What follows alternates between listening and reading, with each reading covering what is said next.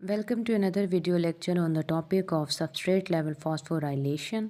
Federal biology हम part 1 की बात कर रहे थे जिसमें चैप्टर 4 फोटोसिंथेसिस और रेस्पिरेशन स्टार्ट किया हुआ था और इसमें हमने अब डिस्कस करना है सबस्ट्रेट लेवल फॉस्फोराइलेशन को, यानी जो हम अक्सर एक रिएक्शन पढ़ते हैं that ADP plus inorganic phosphate would combine and they will synthesize ATP। तो यही हमने डिस्कस करना है कि इस रिएक्शन के लिए ये जो इनऑर्गेनिक फॉस्फेट है ये कहाँ से और कैसे आता है। So that is known as substrate level phosphorylation. So let's start our lecture. सबसे पहली चीज़ तो हम ये बात करते हैं कि जो सबसे प्राइम ऑब्जेक्टिव होता है सेलुलर रेस्पिरेशन का कि एटीपी प्रोवाइड करना है या एटीपी की हम कहते हैं कि जनरेशन करनी है।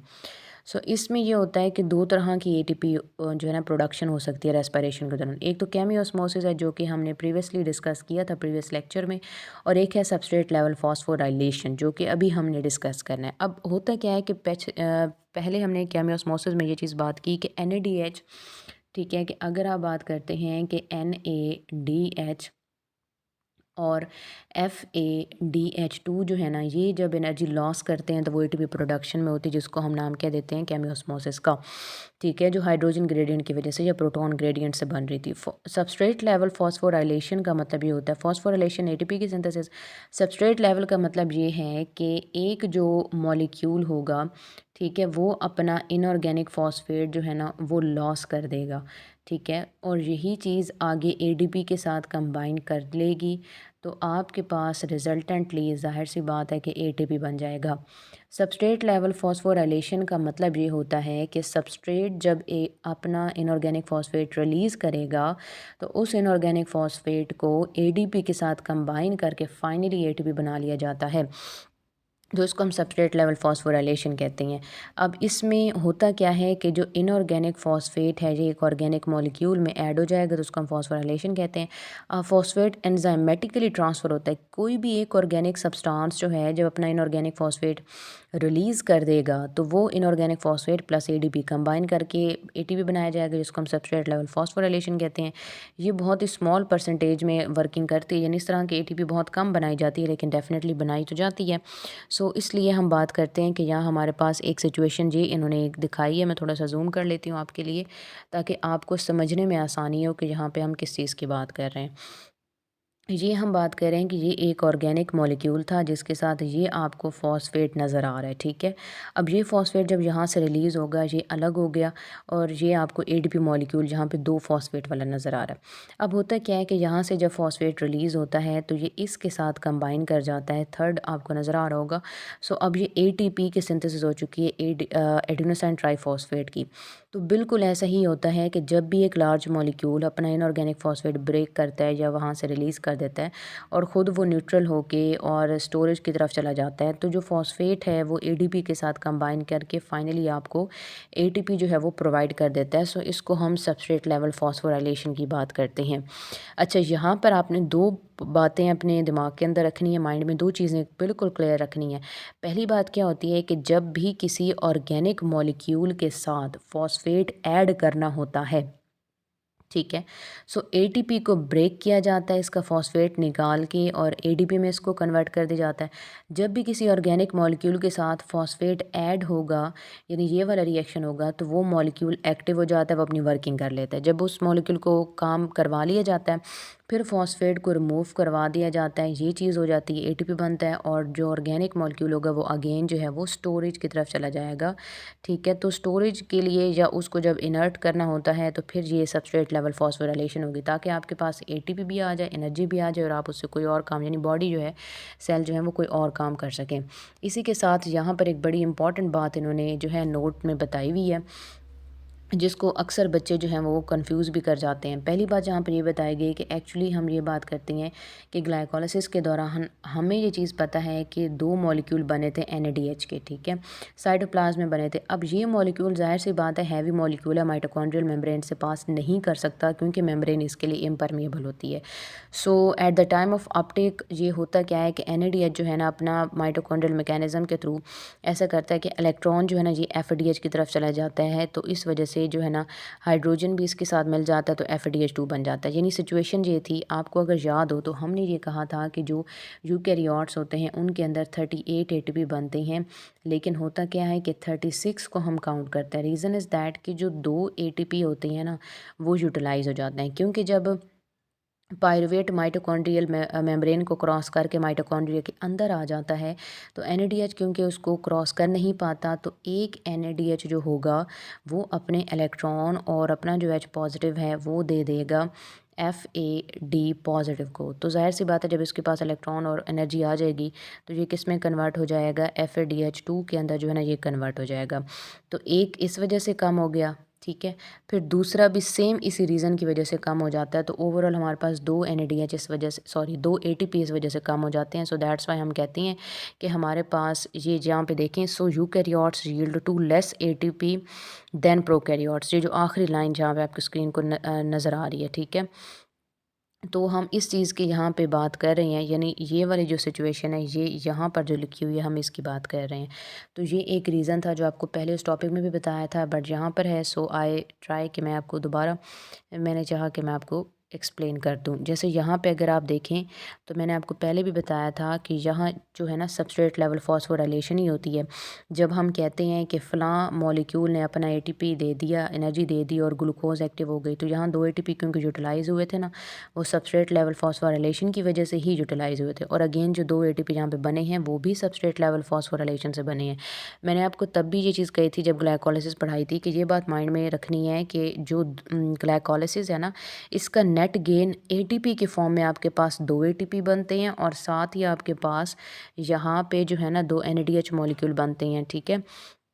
सो यहाँ पे क्या है कि 2 ATP और 2 जो हैं NADH मॉलिक्यूल बनते हैं, और जाहिर सी बात है कि ये equal to 6 ATP energy provide करते हैं। तो आप कहते हैं कि ग्लाइकोलाइसिस में आपके पास 8 ATP हैं, जिसमें 2 बाकायदा ATP होते हैं और ये जो है आफ्टर इलेक्ट्रॉन ट्रांसपोर्ट चेन आपको मिलते हैं। और यही चीज़ हमने अभी बात की है कि ये जो 2 NADH बने थे ये अपना एक अपना जो है ना, हम कहते हैं कि H पॉजिटिव और इलेक्ट्रॉन क्योंकि FADH को ट्रांसफ़र कर देते हैं, सो दैट्स वाई आपके पास 2 ATP ओवरऑल कम हो जाते हैं, ठीक है। इलेक्ट्रॉन ट्रांसपोर्ट चेन के बाद जो है ना ये सिचुएशन जो है वो पॉसिबिलिटी बनती है कि NADH और FADH2 आपको एनर्जी प्रोवाइड करते हैं। That was about substrate level phosphorylation. यहाँ से जो आपको क्वेश्चन आता है वो ये आता है, what do you mean by substrate level phosphorylation. या एक और क्वेश्चन आता है, what is substrate level phosphorylation and how ATP is synthesized during this reaction. What is substrate level phosphorylation and how ATP is synthesized during this reaction। सो ये आपको 2 important question यहाँ से आ सकते हैं। ये टॉपिक बहुत ज़रूरी है, सो इसको स्किप नहीं करना, प्रिपेयर ज़रूर करना, और है भी आसान सा। फिर उसके बाद हमारे पास एक और सिचुएशन यहाँ पर आ जाती है जिसमें हमने जो है ना यही चीज़, जैसे मैंने आपको पीछे एरो वाली बताई है यहाँ पे, तो वही थेरी भी यहाँ पर आ जाती है कि अगर आप सबस्ट्रेट लेवल फॉस्फोराइलेशन की बात करते हैं ना कि ये कहाँ पे हो रही है, तो ड्यूरिंग ग्लाइकोलिसिस हम कहते हैं कि सबस्ट्रेट लेवल फॉस्फोराइलेशन बहुत सारी जगहों पर होती है। पहला पॉइंट तो हमारे पास ये है कि जो 1,3 बिसफॉस्फोग्लिसरेट बना था जो 3 फॉस्फोग्लिसरेट में कन्वर्ट होता है, तो रिएक्शन नंबर 7 पर पहली चीज़ क्या है, रिएक्शन नंबर 7 पोजीशन जो है उस पर। फिर दूसरी बात क्या है कि फॉस्फेनॉल पायरुवेट जब लास्ट में पायरुवेट में कन्वर्ट होता है, तो दूसरी पॉइंट जो है वो रिएक्शन नंबर 10 पर। इन दोनों स्टेप्स पर क्या होती है कि सबस्ट्रेट लेवल फॉस्फोराइलेशन ही हो रही थी, क्योंकि वो अपना फॉस्फेट रिलीज़ कर रहे थे और वो जो है ना ATP बनाने में इन्वॉल्व हो रहा था। तो टोटल वैसे तो आपके पास क्या आते हैं कि यहाँ पे 4 ATP बने थे इस मैकेनिज्म के थ्रू ग्लाइकोलिसिस में, लेकिन 2 क्योंकि इस्तेमाल हो जाते हैं, तो नेट गेन में आपने याद रखना है कि net gain substrate level phosphorylation के थ्रू 2 ATP का था। ये चीज़ माइंड में बिल्कुल आपने क्लियर रखनी है, कंफ्यूज नहीं होना। क्रैब साइकिल में सबस्ट्रेट लेवल फॉस्फोराइलेशन की बात करें तो पहले जो एक्स सक्सिनल को A बना था वहाँ पे GTP बन रहा होता है, तो उसकी मदद से क्योंकि 2 मॉलिक्यूल ATP के बन जाते हैं, ठीक है। नॉर्मली क्या था कि हमने ये कहा था कि जो है ना GDP, ठीक है, और साथ में जो इनऑर्गेनिक फॉस्फेट है ये कन्वर्ट हो जाते हैं फ़ौरन से GTP के अंदर। लेकिन ज़ाहिर सी बात है GTP को इस्तेमाल करने वाले एंजाइम होते नहीं हैं, तो GTP जो है ये किस चीज़ के अंदर इन्वॉल्व हो जाता है कि ये जो है ना GDP अपना फॉस्फेट यहाँ पे दे देता है, तो ये जीटीपी की मदद से आपके पास एटीपी आया था। और ये किस स्टेप में आया था आपके पास? ये आया था ये सक्सिनाइल को ए वाले स्टेप के अंदर। तो एक बार जाहिर सी बात है दो पायरुवेट है ना, दो दफ़ा क्रैब साइकिल होगा। एक पायरुवेट ने आपको एक एटीपी दिया, दूसरे ने आपको दूसरा एटीपी दिया। तो यही हम कह रहे हैं कि दो मॉलिक्यूल जहाँ पर बने हैं सबस्ट्रेट लेवल फॉस्फोराइलेशन की वजह से। लेकिन एक और चीज़ भी यहाँ पे क्लियर हो कि एटीपी जो है ना, ये डायरेक्टली इन ऑर्गेनिक सबस्ट्रेट से बन रहा होता है और एक्सर्गोनिक रिएक्शन में बन रहा होता है, यानी हम रेस्पिरेशन की बात करें। So that's a substrate level phosphorylation. ये बहुत इंपॉर्टेंट है, जिसको हम कहते हैं कि ये कपल कर जाता है एक्सर्गोनिक रिएक्शन के साथ। एक ऐसा रिएक्शन जिसमें हीट प्रोड्यूस हो रही होती है और रिलीज़ हो रही होती है in the form of ATP बन रहा होता है, यानी एनर्जी बन रही होती है और साथ ही हीट रिलीज़ हो रही होती है। तो उसको हम एक्सर्गोनिक रिएक्शन का नाम देते हैं, ठीक है, कि वो एक्सर्गोनिक रिएक्शन होता है। लेकिन आपने याद रखना है कि एंडरगोनिक में जो है ना एटीपी यूटिलाइज हो रहा होता है और साथ में हीट भी अब्जॉर्ब हो रही होती है। हमने क्या है कि हमारे पास दो तरह की रिएक्शन है, एक एक्सर्गोनिक रिएक्शन होता है। एक्सर्गोनिक रिएक्शन में सिचुएशन क्या होती है कि एटीपी की जो है ये सिंथेसिस हो रही होती है, ठीक है, और दूसरी बात क्या है कि हीट जो होती है ना, ये यहाँ से रिलीज़ हो रही होती है। तो इसको हम नाम देते हैं, ये एक्सर्गोनिक रिएक्शन है, इसीलिए क्योंकि हीट रिलीज़ हो रही है एक्सर्गोनिक है। और दूसरा हमारे पास होता है एंडरगोनिक रिएक्शन। तो जो एंडरगोनिक रिएक्शन है ना, यहाँ पर एटीपी जो है ना ये यूटिलाइज़ हो रहा होता है और दूसरी बात क्या है कि हीट यहाँ पर जो है वो एब्ज़ॉर्ब हो रही होती है। सो दैट्स वाई हम इसको एंडरगोनिक कहते हैं। ये चीज़ माइंड में रखनी है। फिर लास्ट पॉइंट में वो आपको कहते हैं कि 4 एटीपी सबस्ट्रेट लेवल फॉस्फोराइलेशन की वजह से बने थे, ठीक है। 4 एटीपी क्या है? सबस्ट्रेट लेवल फॉस्फोराइलेशन की वजह से बनते हैं। And remaining 32 ATP are produced by chemiosmosis through electron transport chain. क्योंकि ये चीज़ हमने अभी बात की है कि आपके पास जो है ना 2 एटीपी तो यहाँ पर सबस्ट्रेट लेवल फॉस्फोराइलेशन के बने हैं और 2 एटीपी यहाँ पर डायरेक्टली सबस्ट्रेट लेवल फॉस्फोराइलेशन की वजह से बने हैं। दैट्स वाई हमने कहा है कि आउट ऑफ 36 जो है ना, ये यहाँ पर और यहाँ पर 4 एटीपी जो हैं वो सबस्ट्रेट लेवल फॉस्फोराइलेशन की वजह से बने हैं और बाकी ये जो 32 हैं ये आपके पास आते हैं NADH, ठीक है, और इसके साथ FADH जो है 2 की वजह से। और ये सिचुएशन आपको after electron transport chain ATP देती है। तो ये चीज़ आपने क्लियर रखनी है। ये आपसे जो है एमसीक्यूज़ में भी पूछा जा सकता है, अदरवाइज़ इसमें कोई शॉर्ट क्वेश्चन नहीं आता, लेकिन एमसीक्यूज़ में क्योंकि थोड़ा आप गड़बड़ कर देते हैं, इसलिए आपने याद रखना है कि ये किस सिचुएशन के अकॉर्डिंग आपको कहा जा रहा है। और इसको प्रिपेयर करने का तरीका ये है कि एटलीस्ट जब आप इसको पढ़ने बैठें, याद करने बैठें, तो 3 दफ़ा इस सिचुएशन को अच्छी तरह पढ़ें और इन पॉइंट्स को आप सेपरेटली लिख लें, जैसे मैंने भी आपको लिख के दिखाया ताकि आपको याद हो जाए। That was about today's lecture. Wish you all the very best and good luck for upcoming lectures.